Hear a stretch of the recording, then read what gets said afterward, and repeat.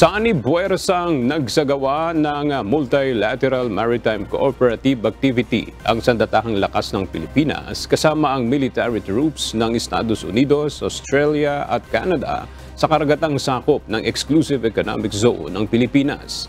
Kabilang narito ang West Philippine Sea.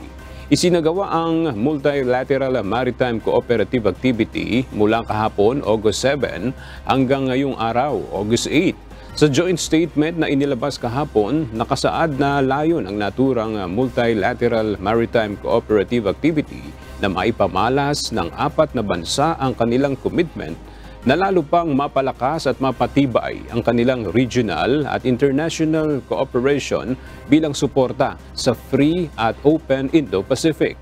Dagdag pa nila rito ang lalo pang pagpapaigting ng cooperation at interoperability ng naval at air force units ng apat na bansa.